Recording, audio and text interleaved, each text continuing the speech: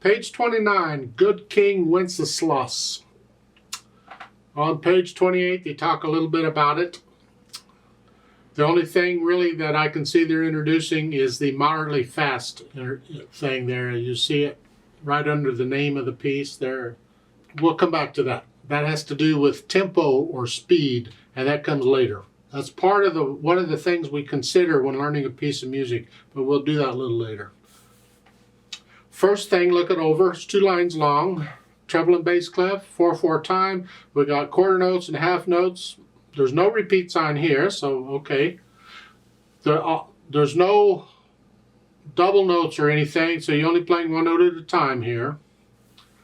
You should know the names of these notes by now, so let's just make sure you kind of got the notes. You at the beginning, you're here, and the second line on the left-hand plays it's here. We're still in C position, and you just go through and make sure you can play these notes and make sure you can count them out correctly through the whole thing at whatever speed you want to go, but no hesitations. And now I'm going to add also that we need to get a feel of the keyboard. We need to develop a feel. So I'm going to ask you to start working on playing these pieces without looking at the keyboard.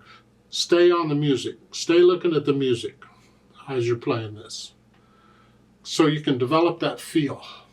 Then dynamic, it's loud, whatever you think loud is. They give you a loud for each line. I really kind of wish they wouldn't do that because that's misleading. That's not the way music works. They're doing it to help you for now. They're giving a dynamic for each staff. No, the dynamic applies to the melody. It doesn't matter where it's at. It could be on either staff. The melody can be anywhere. The dynamic applies to the melody, and that's all you need. So the F at the beginning of this, between the staves, is correct. That's where it belongs, between the staves. Doesn't have to be, but usually it's there. And the second line, that F, we don't need it, because you're already loud, and you're staying there. And it's melody, so it's the same. Now we add one more thing to the picture, and that is how fast do we need to go, or what is the tempo? Tempo, back to the Italian word for tempo. In music, tempo refers to speed, not time, it's speed. What is the tempo of a piece means how fast does it go?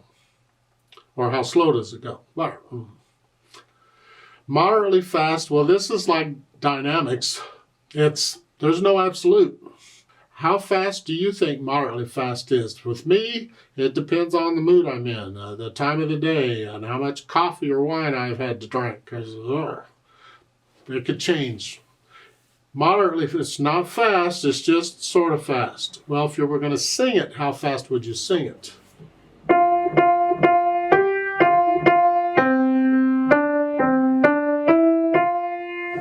Something about like that, I'm guessing, somewhere in that area.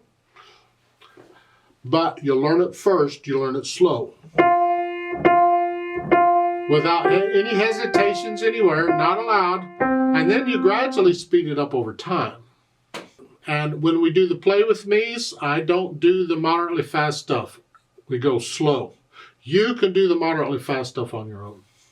So let's do the play with me here. Let's play it together and make sure you have the right notes and the right rhythms. You should play the same note I'm playing at the same time. So I'll give us 4 counts. Let's try it together slowly. And I'm not doing any dynamics. You can do the louds on your own. 1, 2, ready, go.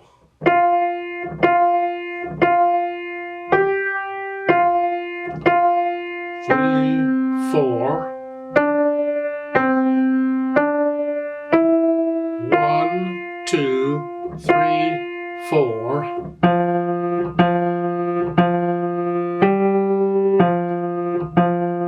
3, 4.